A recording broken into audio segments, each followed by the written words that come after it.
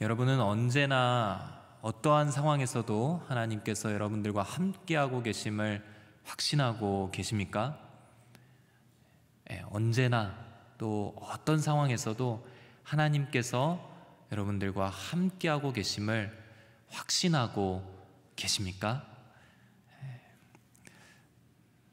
신학대학원 때에 한 목사님께서 채플에서 목회의 비결을 알려주신 적이 있습니다.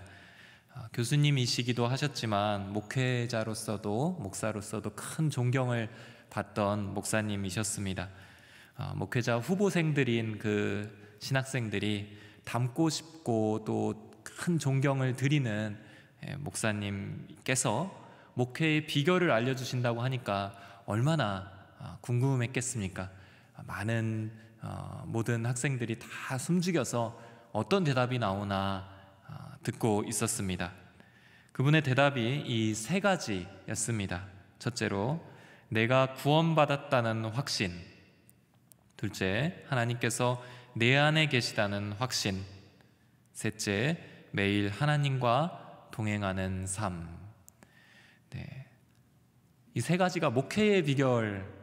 이 이야기를 들었을 때 그때의 그 신학생으로서의 그 충격이 아직도 기억에 남습니다. 목회의 비결을 들은 것이 맞는가 싶을 정도로 어쩌면 크리스찬들에게 있어서 너무나 중요하지만 기본적인 것들, 그런 것들을 말씀하신 것입니다. 그러나 잠시 후에 가만히 곱씹어 보니까 이것이야말로 진정한 답이겠구나 하는 생각이 들었습니다.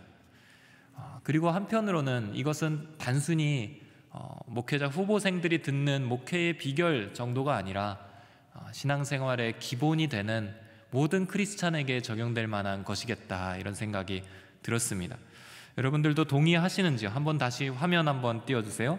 내가 구원받았다는 확신, 내 안에 하나님이 계시다는 확신, 그리고 매일 하나님과 동행하는 삶. 이 세 가지가 신앙생활에서 가장 중요한 세 가지라고 해도 전혀 틀린 말이 아닌 아주 핵심적인 것들입니다.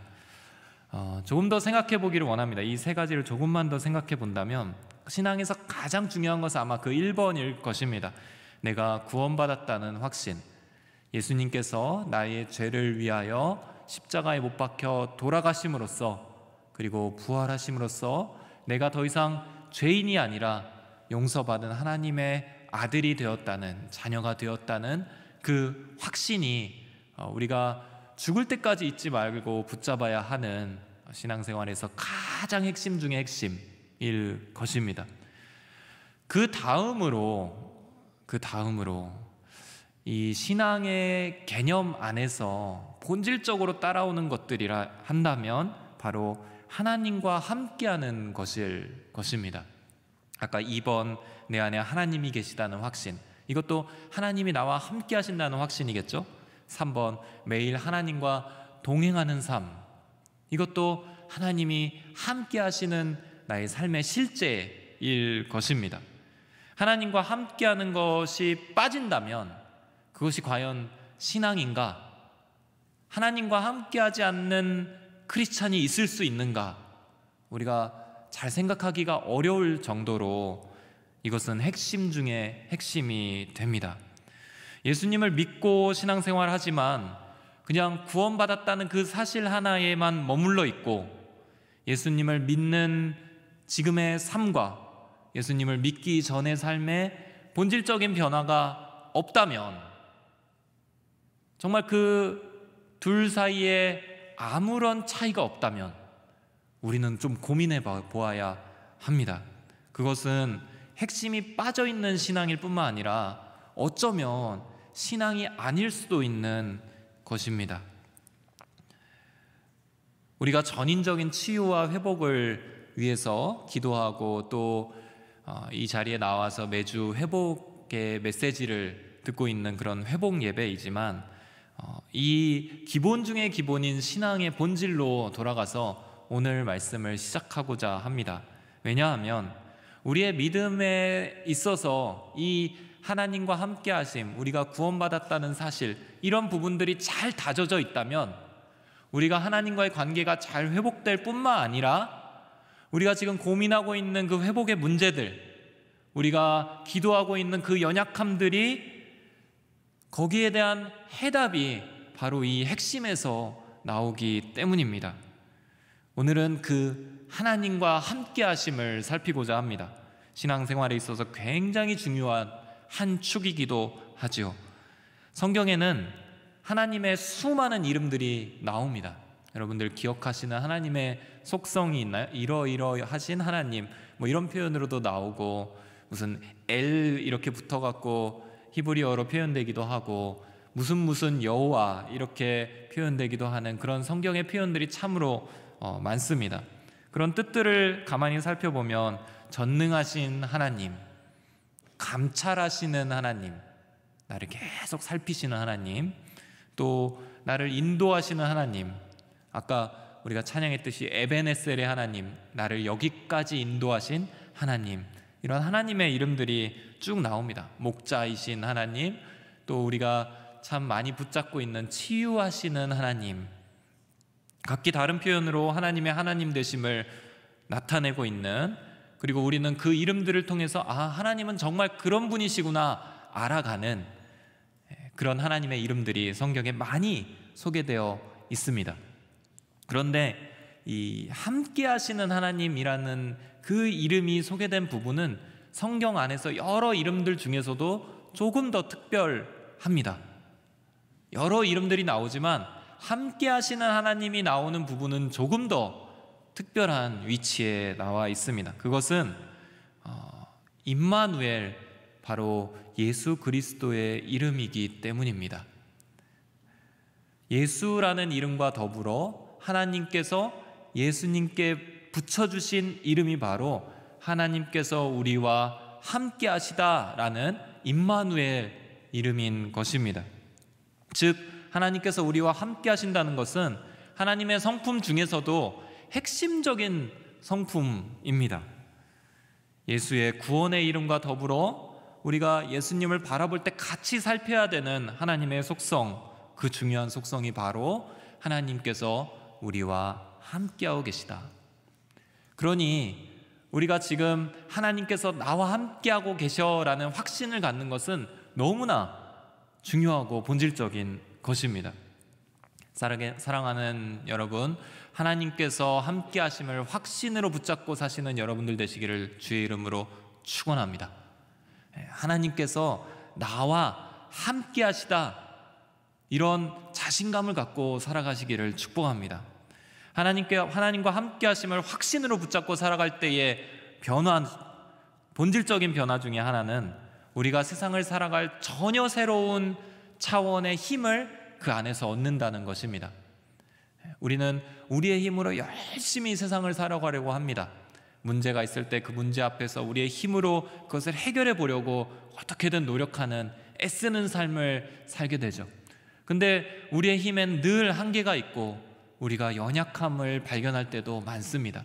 그러나 하나님께서 함께 하심을 확신하고 있는 사람은 전혀 다른 새로운 차원의 힘을 가져옵니다.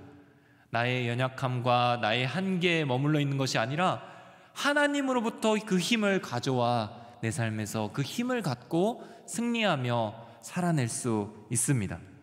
우리에겐 너무 필요한 하늘의 능력이 하나님께서 함께 하시다라는 그 확신을 통하여 우리에게 임하는 것입니다. 이 확신이 오늘 저녁 저와 여러분들 안에 더욱더 견고해지기를 주의 이름으로 축원합니다. 오늘은 함께 하심 안에 있는 소망이란 제목으로 확신이 없어서 절망 속에 있었던 한 인물과 확신이 있기에 승리한 한 인물을 대조하면서 우리 함께 하심의 그 원리들을 찾아보고자 합니다. 첫째로, 두려워하지 말고 함께 하심을 붙잡으라 라는 것입니다. 오늘 말씀은 북이스라엘과 남유다가 서로 나누어져 있을 때 북이스라엘과 종종 전쟁을 많이 벌였던 아람 군대, 아람이라는 나라와 북이스라엘 안에 있던 선지자 엘리사의 이야기입니다. 아람은 북이스라엘을 하나님이 징계하실 때, 정신 바짝 차리도록 북이스라엘을 혼내실 때 자주 사용하던 나라였습니다. 아람이 선했기 때문에가 아니라 북이스라엘을 사랑하시는 하나님이 북이스라엘이 빨리 하나님께로 돌아올 수 있도록 정신 차리도록 그 계기를 만들 때 이 아람 군대가 북이스라엘을 침공하도록 하셨습니다. 북이스라엘 입장에서는 아람 군대가 여간 껄끄러운 상대가 아니었습니다. 북이스라엘 안에서 그 역사 속에서 아람과의 전쟁이 수없이 있었는데, 대표적으로 그 북이스라엘에서 우상을 숭배하던 대표적인 왕 아합 왕이라고 한번 들어보셨을까요? 아합 왕이 이 아람하고 군대하고 싸울 때 그 안에서 전사합니다. 여러 가지로 이스라엘과 이 아람 군대 사이에서는 많은 갈등이 있었는데요, 하나님께서는 그럼에도 이 이스라엘을 아람 군대의 손에서 건져내주시는, 보호하시는 역할을 하십니다. 주로 선지자를 통해서 그런 일들이 많이 일어났습니다. 선지자가 특별히 엘리사 때에 이 아람 군대가 아주 세력이 강해져서 이스라엘을 위협하던 때가 있었습니다. 그때에 이 아람 군대가 쳐들어오려고 어느 곳에 가서 진을 치면 엘리사를 통해 하나님이 말씀하시는 거예요. 아람 군대가 지금 어느 지역으로 왔다. 그러면 이스라엘 왕에게 엘리사가 그 이야기를 전하고, 이스라엘 왕은 그 곳에 나아가 방비를 하는 겁니다. 그래도 더 나아가서 또 기습도 할 수 있는 것이죠. 아무리 아람 군대가 잘 준비해서 쳐들어왔다고 해도 어디로 쳐들어올지를 안다면 너무나 잘 막고 있을 수 있는 것이었습니다. 이런 일들이 한두 번 있는 게 아니라 여러 번 반복되게 되자 이제 아람 왕이 이게 너무나 의심스럽고 이게 이상하다고 생각이 된 거예요. 그래서 신하들과 회의를 소집합니다. 아주 비밀 회의, 그리고 고위급 회의를 소집해서 비장한 표정으로 이야기를 합니다. 우리 중에 내통하는 자가 있구나. 지금 여기서 밝혀라. 누구냐? 왜 우리가 공격하려고 하면 그곳에 이스라엘 군대가 저토록 잘 준비가 되어 있는 것이냐? 누가 내통하고 있느냐? 무슨 마치 사극을 보는 것처럼 너무 재밌는 장면이죠. 그때의 신하들이 나서서 그 중에 한 신하가 이야기합니다. 왕이시여, 그게 아닙니다. 우리 중에 내통하고 있는 사람이 있는 게 아니라 이스라엘에 엘리사라는 선지자가 있는데 왕이 침대에서 이야기하는 것마저도 하나님을 통하여 다 듣고 이스라엘 왕에게 가서 고합니다. 이 아람 왕이 너무나 화가 났던 것이죠. 도대체 그런 그 사람 먼저 죽여야겠다. 그가 어디 있느냐? 신하들이 조사를 하고 나서 도단이라는 곳에 있습니다 라고 대답합니다. 아람 왕이 도단으로 이제 특공대, 특수부대, 이 엘리사를 죽이기 위한, 한 명을 잡기 위한 커다란 부대를 결성해서 보냅니다. 한 명을 잡기 위해서 아주 제대로 된 중무장한 군대를 보내는 것이죠. 나름 현명한 생각처럼 보였습니다. 오늘 말씀은 여기에서 시작하는데요, 14절 말씀 함께 읽도록 하겠습니다. 시작. 그러자 아람 왕은 도단에 말과 전차와 중무장한 군대를 보냈습니다. 아람 왕이 보낸 군대가 밤에 은밀히 가서 그 성을 에워쌌습니다. 전쟁 영화를 보는 것 같이 재미있게 이야기를 듣고 있지만, 사실 이 상황 한복판에 있던 도단의 사람들, 아니면 엘리사의 측근들은 얼마나 마음이 어려웠는지 우리가 감히 상상할 수가 없을 것입니다. 이 시대를 우리는 살아본 적이 없기 때문입니다. 아마 6.25 전쟁 그 포탄이 막 눈앞에서 날아다니고 옆에서 사람들이 죽어가고 적군이 까맣게 몰려오는 것을 경험한 어르신들 아니고서는 우리는 이 안에서의 그 절망감을 감히 상상할 수 없을 것입니다. 아니나 다를까 이 상황에서 엘리사의 종이 아침에 아무렇지도 않게 일찍 일어나서 잠깐 밖을 내다보았는데 이 상황을 보게 됩니다. 15절 말씀 제가 읽어드릴게요. 하나님의 사람의 종이 일찍 일어나 나가보니 말과 전차를 이끌고 온 큰 군대가 성을 에워싸고 있었습니다. 종이 물었습니다. 네 주여, 우리가 어떻게 해야 합니까? 네 주여, 우리가 어떻게 해야 합니까? 말과 전차와 큰 군대가 그냥 에워싸고 있는 것입니다. 우리말 성경은 조금 점잖게 네 주여, 우리가 어떻게 해야 합니까? 이렇게 번역이 되었지만 개역개정 성경에서는 이 네 주여, 이렇게 아가 있습니다. 이 감탄사가 이렇게 성경 안에서 제대로 표현되는 경우가 많지 않은데 이게 진짜 원문에도 있는 것 같아요. 영어 성경을 보면 알라스, 이게 이제 옛날 말인데요, 으악 하는 이런 감탄 표현이고요. 좀 더 우리말 현대식 표현으로 영어 성경을 번역한 곳에는 oh no 이게 있습니다. 그냥 oh no 정도가 아니겠죠. 뭐 어떡합니까? 이 아주 절규에 가까운 표현이겠죠. 한 영어 성경 번역에서는 아예 절망적입니다. This is hopeless. 절망적입니다. 희망이 전혀 없습니다. 이런 표현을 아예 직접 넣었습니다. 그러니까 이 상황이 얼마나 안타까운 상황인지, 이제 꼼짝없이 죽게 된 상황입니다. 이제 동이 조금씩 트면, 이제 군대들이 밀려오기 시작하면 인정사정 없이 나는 오늘 죽임을 당하는 날이 되는 것입니다. 비록 전쟁의 상황이 아니라고 해도 우리의 삶 가운데 이런 표현이 들어가는 절망적인 상황을 맞이하는 일은 그리 어렵지 않게 우리가 맞이하게 됩니다. 순식간에 우리를 에워싸는 상황들이 있습니다. 두려움이 밀려오고 눈앞이 캄캄해지고 가슴이 답답한 정도를 넘어서 아예 숨이 턱 막히는 그런 상황들, 잠도 오지도 않고 온몸이 무기력하며 하루하루가 전혀 살고 있지만 사는 것 같지 않은 그런 절망과 충격의 상황들이 우리의 하루하루를 늘 기다리고 있는 것 같습니다. 사탄은 이런 상황들을 통해서 우리가 낙심해서 절망하고 쓰러지기를, 우리가 더 이상 일어날 힘이 없다고 스스로를 놓아버리기를, 이렇게 불화살을 매일같이 우리에게 쏘아댑니다. 그러나 이 똑같은 상황에 다음 절에서 다르게 이 상황을 해석하는 한 인물을 우리가 볼 수 있습니다. 그것은 바로 이 주인이었던 엘리사였습니다. 그가 어떻게 말하는지 16절 17절 말씀 한번 읽어보겠습니다. 시작. 예언자가 대답했습니다. 두려워하지 마라. 우리와 함께하는 사람들이 저들과 함께하는 사람들보다 많다. 그리고 엘리사가 기도했습니다. 여호와여, 그의 눈을 열어 보게 하소서. 그러자 여호와께서 그 청년의 눈을 여셨습니다. 그가 보니 불말과 불전차가 산에 가득했는데 그 불말과 불전차들이 엘리사를 둘러싸고 있는 것이었습니다. 엘리사의 반응은 사뭇 다르죠.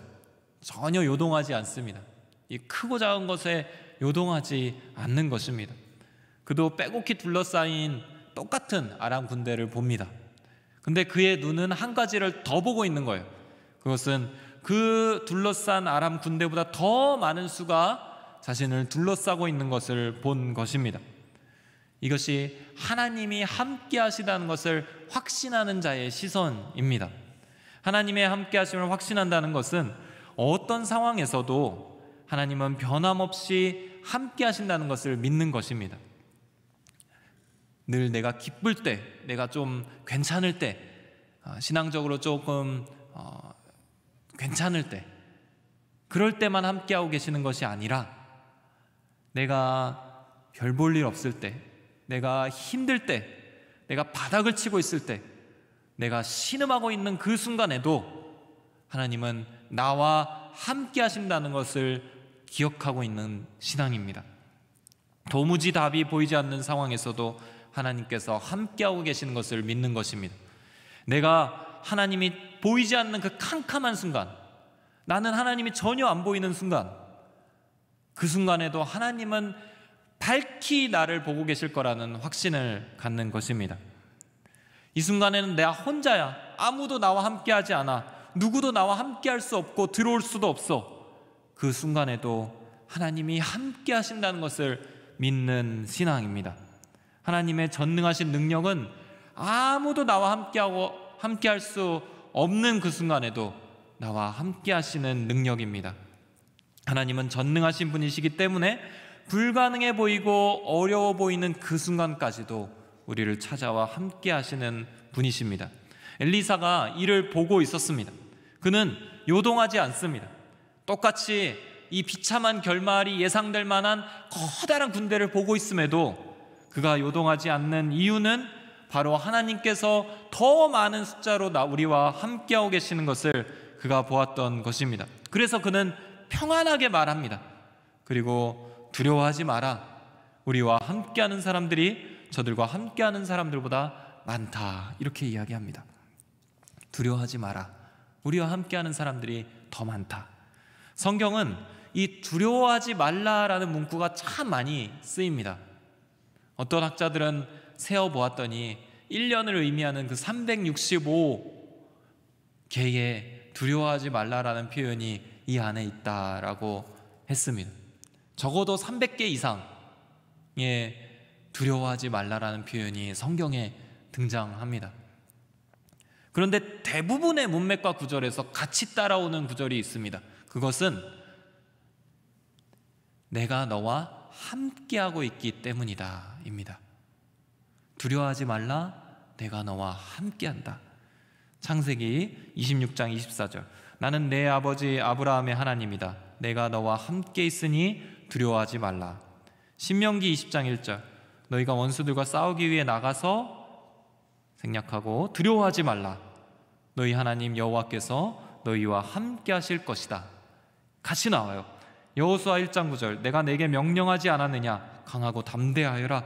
두려워하지 말고 낙심하지 마라. 네가 어디를 가든 여호와 내 하나님이 너와 함께 할 것이다. 그러니까 두려워하지 마라. 시편 23편 우리가 잘 아는 시편이죠. 거기 4절에서도 내가 두려워하지 않는 이유는 주께서 나와 함께 계시기 때문입니다. 이사야 41편 10절 그러니 두려워하지 마라. 내가 너와 함께 있다. 예레미야 46장 28절 여호와의 말이다. 내 종 야곱아 내가 너와 함께하니 두려워하지 마라. 여러분들 두려워하지 말라라는 표현에 내가 너와 함께한다라는 표현이 같이 붙어 있습니다. 왜 두려워하지 않을 수 있느냐? 하나님이 함께 하시기 때문입니다. 왜 두려워하지 말아야 하느냐? 하나님이 함께 하시기 때문입니다. 사랑하는 성도 여러분, 여러분 안에 있는 여러분을 두렵게 만드는 것의 정체는 무엇입니까? 무엇이 여러분을 두렵게 하고 있습니까? 무엇이 우리를 위축시키고 가슴 떨리게 하고 앞으로 나아가지 못하게 하고 신음하게 그렇게 절망하게 만들고 있습니까? 이때 이 성경 안에서 답을 찾으시기를 바랍니다. 진리는 하나님께서 우리와 함께 하신다는 것입니다. 그 함께 하심을 하나님께서 버리지 않으신다는 것입니다. 그 사랑은 우리의 어떠함에도 끊어지지 않는다는 것입니다. 그 안에서 우리와 함께하고 있는 손이 훨씬 더 강하다는 것입니다. 여러분의 그 두려움이 하나님의 변함없는 함께하심 안에서 떠나가기를 주의 이름으로 축원합니다. 둘째로 함께하심을 믿음의 눈으로 붙잡으라입니다. 17절 말씀 한번 다시 함께 읽겠습니다. 시작. 그리고 엘리사가 기도했습니다. 여호와여 그의 눈을 열어 보게 하소서. 그러자 여호와께서 그 청년의 눈을 여셨습니다. 그가 보니 불말과 불전차가 산에 가득했는데 그 불말과 불전차들이 엘리사를 둘러싸고 있는 것이었습니다. 아주 특이한 장면입니다. 성경에서도 좀 특이한 장면입니다. 왜냐하면 이 두려움에 떠는 종을 엘리사가 그냥 말로 위로하는 정도가 아니라 이 종의 눈을 열게 해달라고 엘리사가 기도하는 장면이기 때문입니다. 그 눈이 있다는 것입니다. 지금 눈이 감겨져 있는 것도 아니고 떠서 그 아람 군대를 다 멀리까지 볼 수 있는 시력이 있음에도 지금 엘리사는 이 종의 눈을 열어 주십시오 라고 기도하고 있습니다. 종은 이 육적인 시력이 아니라 영적인 시력이 지금 눈 감겨져 있던 것입니다.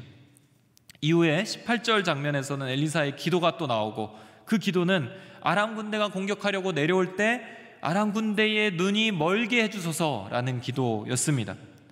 그들은 마찬가지로 육신의 눈을 뜨고 있었지만 그마저도 감겨져 버리는, 아무것도 못하게 되는 진퇴양난에 빠지게 됩니다.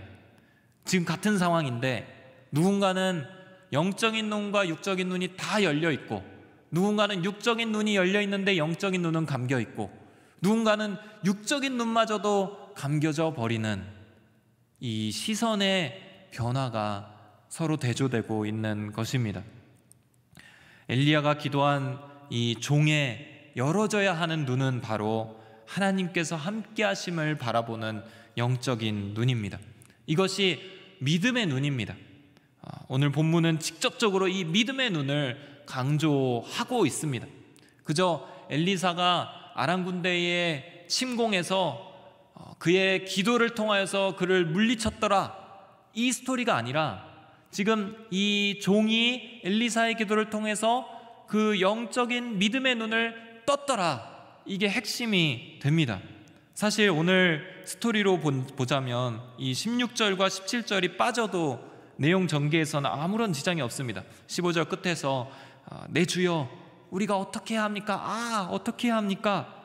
그리고 18절로 넘어가도 돼요. 18절은 아람 군대가 엘리사를 향해 내려올 때 엘리사가 여호와께 기도했습니다.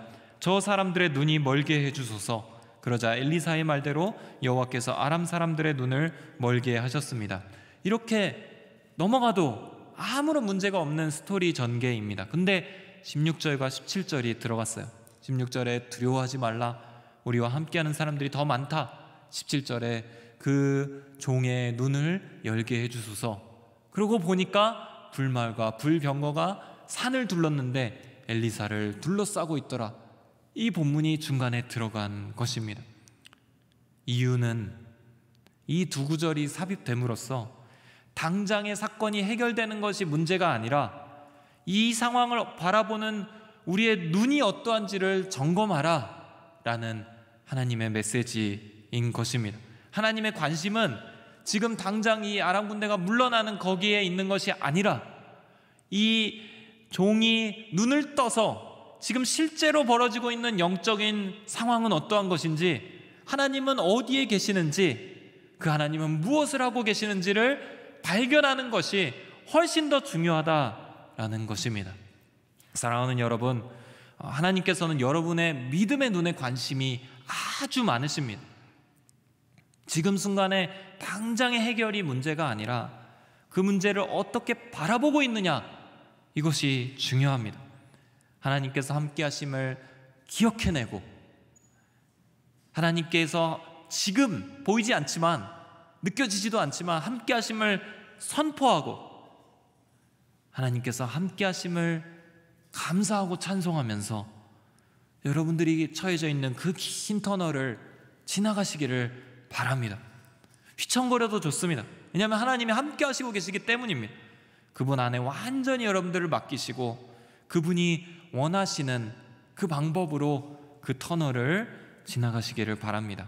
하나님 앞에서 여러분들의 믿음의 눈을 늘 점검하시기를 바랍니다. 믿음의 눈이 감겨져 있다면 주의 은혜로 그 눈이 이 순간 떠지기를 축원합니다. 어떻게 떠야 하느냐? 아까 말씀드린 대로 기억하고, 하나님이 함께 하심을 기억하고, 또 하나님이 함께 하시는 것을 내 영혼에 선포하고, 또 하나님이 함께 하심을 감사하고 찬양하면서, 그게 믿음입니다.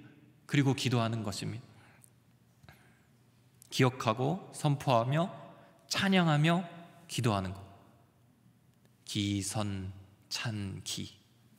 정하여지면 이거라도 기억하고 선포하며, 내 영혼에 선포하며 찬양하며 기도하는 것입니다. 계속 드리는 저의 예화 중에 하나는, 너무나 많이 얘기를 드려서 그렇지만 저의 삶에서 제게 있어서 가장 중요한 회복과 또 주님을 경험했던 시간이었기 때문에 한 번 더 말씀드립니다. 저희 막내가 있습니다. 저희 막내가 2019년에 1.3kg으로 태어났습니다. 7달 만에 꺼내졌습니다. 갑자기 그 엄마 태반에서 떨어지는 바람에 아이의 호흡곤란이 느껴진 겁니다. 그리고 태동이 느껴지지 않아서 긴급하게 제왕절개로 꺼내졌습니다. 꺼내졌을 때 아이가 생명의 신호를 보내는 것이 거의 없었습니다. 심장이 멈춰져 있었고 호흡도 하지 않았습니다. 겨우 심폐소생을 한 후에 신생아 중환자실에 머물러서 거기서부터 4개월 동안 중환자실에서 가장 주의를 요하는 환자로 머물러 있었습니다. 출생 후에 가장 큰 문제는 여러 곳에서 문제가 나타났는데 가장 큰 이슈는 뇌 쪽에 있는 출혈이었습니다. 그 뇌출혈로 어려운 시기를 보내고 있을 때 제가 믿음으로 하나님과 함께함을 바라보려고 했던 순간들이 있습니다. 그때 매일매일 많은 성도님들 주변에 도움을 주시던 분들께 기도 편지를 썼습니다. 그때의 일부를 잠깐 말씀드리고자 합니다.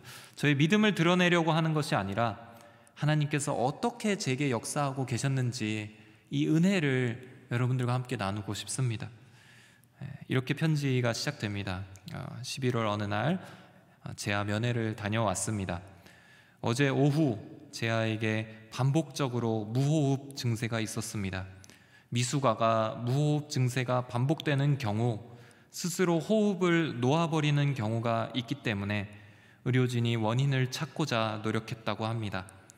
여러 원인이 있었는데 의료진은 뇌가 원인인 경련에 중점을 두고 약물 치료한 결과 반나절 동안의 무호흡이 없어졌습니다.